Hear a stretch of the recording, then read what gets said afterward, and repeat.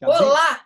e aí, qual é o tema de hoje? Bom dia, boa tarde, boa noite. Já ia esquecendo do nosso Já ia esquecendo esse bordão maravilhoso. bordão, que é uma palavra que minhas tias usam muito, as minhas tias usam muito essa palavra bordão. Qual é o tema de hoje? Qual é o bordão de Olha, hoje? o tema de hoje é um tema que eu gosto muito. Ainda tem muita coisa a ser esclarecido sobre o tema. Tem gente que ainda não tem claro sobre o que significa e o impacto disso e o quanto é legal. É coaching. Sei que você gosta também. O Depois das 6 está começando agora.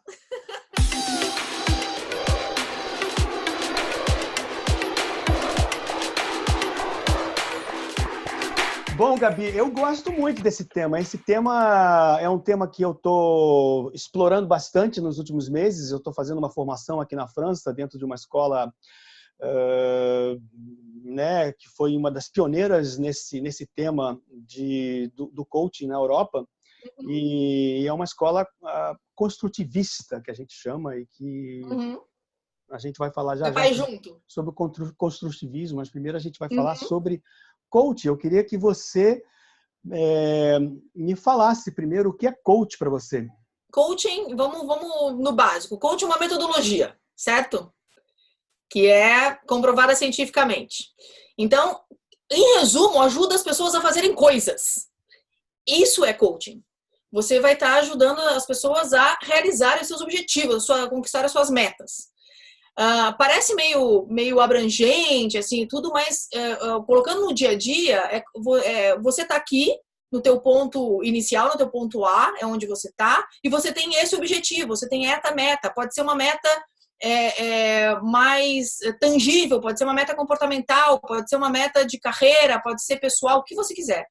E o coach vai te ajudar a fazer esse planejamento, né? E ao invés de você dar milhões de voltas até chegar lá, você vai estar com uma linha reta. Então, para mim, isso é coaching. E para você?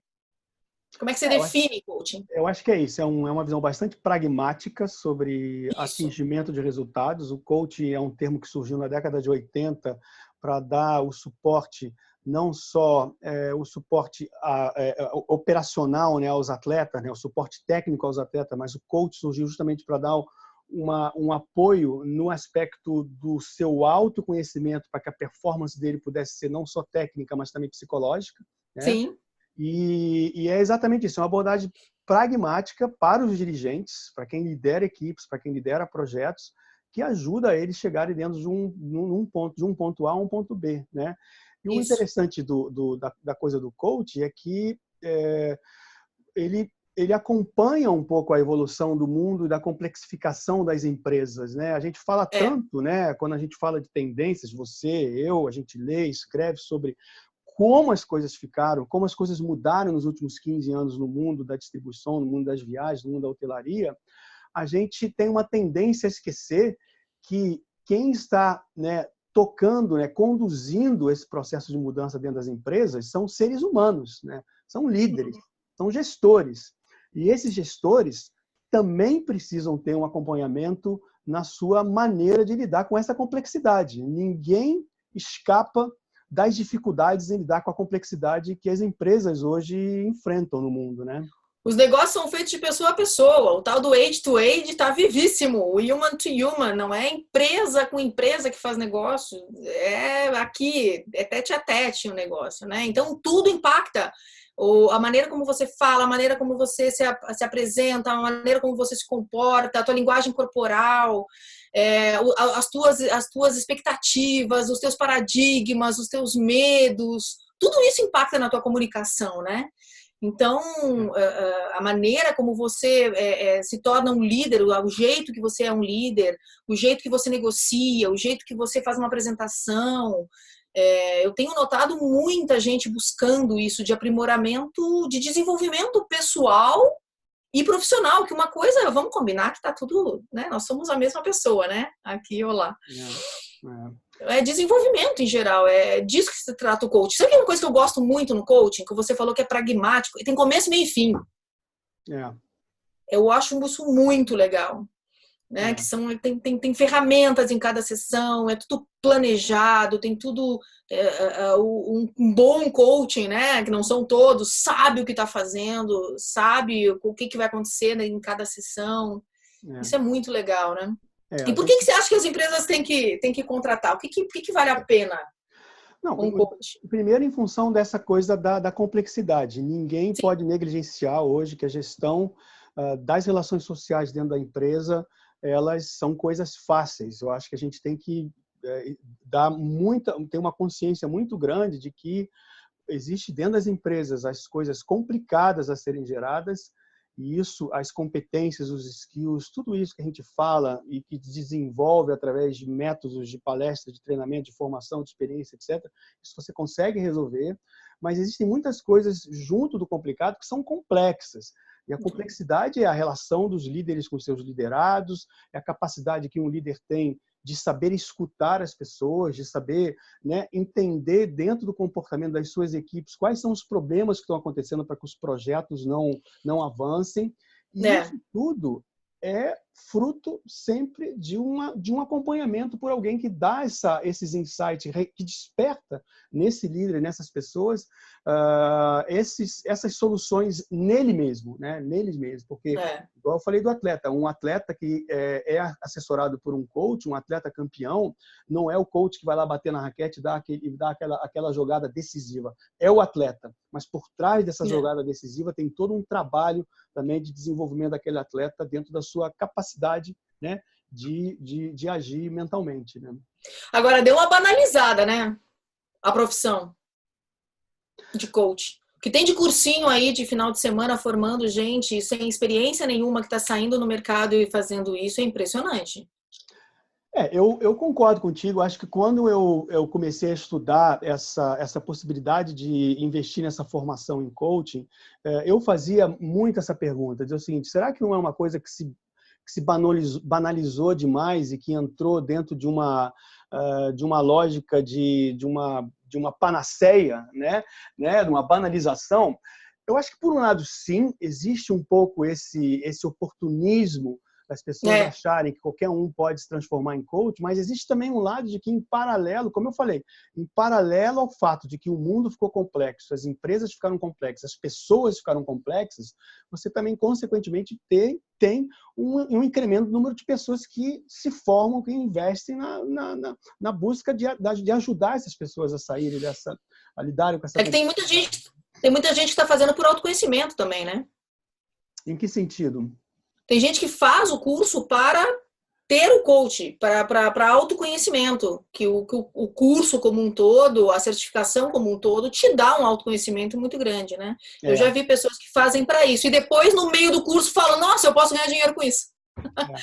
Veja que coisa, não é verdade? Na minha formação, na minha aula, eu tenho muitas pessoas que entraram muito nessa coisa de um processo de autodescoberta, de autodesenvolvimento como profissional, né?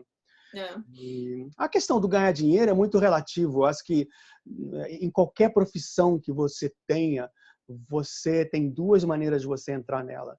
Você entra porque você acha que você vai ganhar dinheiro, e você entra porque você acha que você gosta de fazer aquilo, né? Exato. Normalmente, né, entrar pelo lado do coração, do prazer em fazer aquilo, é algo que traz um resultado financeiro como consequência, né?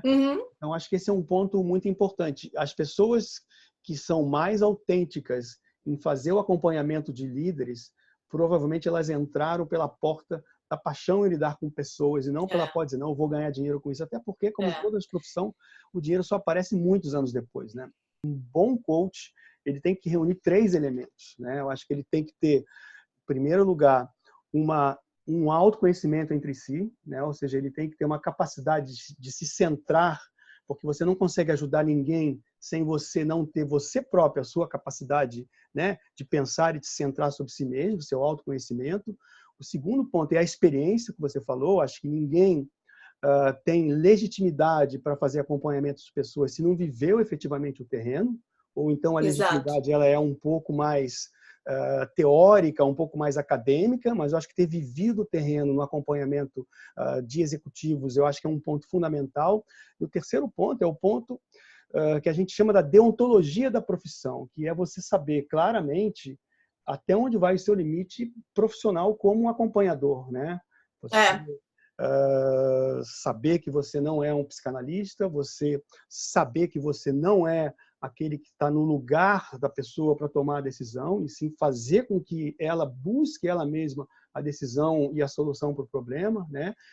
Isso é muito legal. Você respeitar os valores da confidencialidade, ou seja, esses valores Claro. são fundamentais. Então, é uma coisa muito séria e muito complexa a profissão de acompanhar uma pessoa.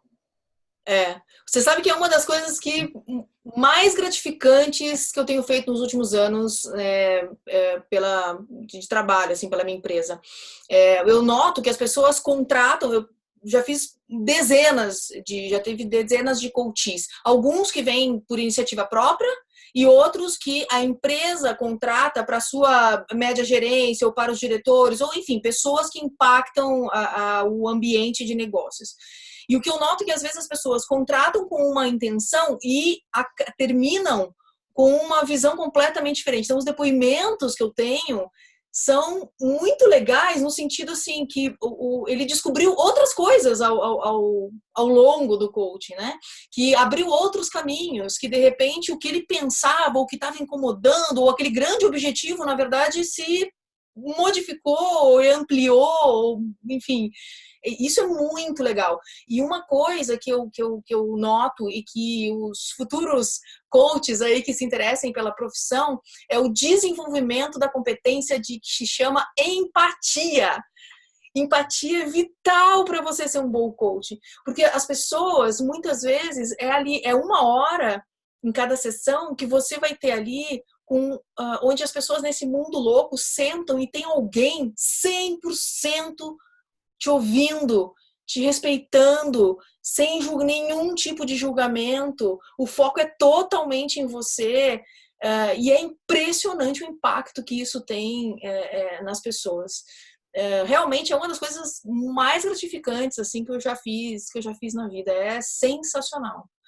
Agora, a consultoria, eu sei que você também já teve experiência com isso, dessa diferença. As pessoas confundem às vezes, né, consultoria com coaching. A consultoria ela intervém no complicado, ou seja, a consultoria é o expert daquele determinado problema, daquele determinado disfuncionamento, num determinado processo, numa determinada estratégia, numa determinada necessidade que a empresa, que o comitê executivo tem, e aí o consultor ele vai lá e ele consegue vir com uma solução muito pontual àquele determinado problema, né? Ou seja, eu costumo dizer que a diferença entre a consultoria e o coach é que a consultoria ataca o complicado, o coach ataca o complexo. Gabi, boa, uma dica, vai! E a minha dica é um TED da Flávia Gamonar. Quem é essa pessoa? A Flávia Gamonar tem um TED que fala, já que a gente está falando de coach, desenvolvimento pessoal e tal, o título do TED dela é Nenhum CNPJ vale um AVC. Adoro o título. E é uma história real que aconteceu com ela. Ela realmente teve um AVC e realmente ela mudou a vida inteira dela. E aí ela faz um link com o LinkedIn. Olha como é que ficou.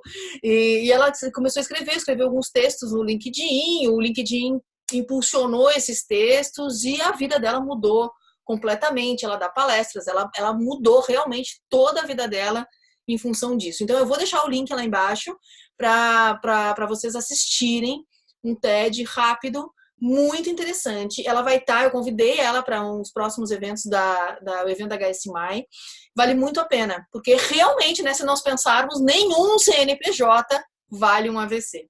Bom, a dica de hoje é sobre duas exposições que estão rolando em Paris. Aliás, esse verão você tem exposições muito interessantes rolando sobre grandes mulheres, né? Você tem aquela que foi a musa inspiradora do Picard, a Dora Maar, que era uma fotógrafa, uma artista que eles chamam lá de minimalista, né? E ela está rolando no Pompidou, mas o que eu quero trazer aqui são duas exposições de duas mulheres que eu admiro, que eu adoro, que é a Norma Jean Mortenson e a Jacqueline Lee Bouvier.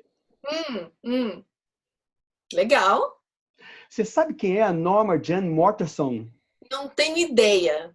Gabi, mas que absurdo, mas que absurdo. Ela se chama Mary Morrow, é o nome Não real da sabia, Mary jura? Morrow. Não É sabia, não verdade, sabia. é verdade. E a Jacqueline Lee Boover é o nome de nascença da Jacqueline Kennedy, né? Da Jackie Ah, Kennedy. legal. E as duas estão sendo homenageadas, a Jackie Kennedy em função dos 25 anos da morte dela, parece que foi ontem, né? A gente, enfim, o tempo passa. E na Galeria Joseph, que a Galeria Joseph é um conjunto de galerias aqui em Paris, então as duas, né? A Mary Morrow, por três fotógrafos, que é o Sam Shaw, aliás, o Sam Shaw foi aquele que clicou a Mary toda de branco, com aquele vento saindo do buraco do metrô, a foto famosa que ele tirou, o Sam Shaw, o Milton Green e o Bert Stern, que é aquele fotógrafo que fez as últimas fotografias dela já numa fase extremamente decadente, de depressão, e que foi aquele cara que conseguiu fotografar ela num ensaio famoso da Vogue, ela já num estado bastante complicado da vida pessoal dela. Então, essas duas musas estão em Paris, na Legal. Galeria Josephine, na Galeria Joseph, e eu recomendo vocês, vindo aqui em Paris, de visitar a Galeria Joseph e ver a Norma Jean Mortenson, Mary Morrow, e a Jacqueline Lee Bouvier, a Jackie Kennedy. Muito bom. Adorei a dica. Tchau, Muito Gabi. Até a bom. próxima, tá? Até a próxima. Tchau, Beijo, tchau. tchau.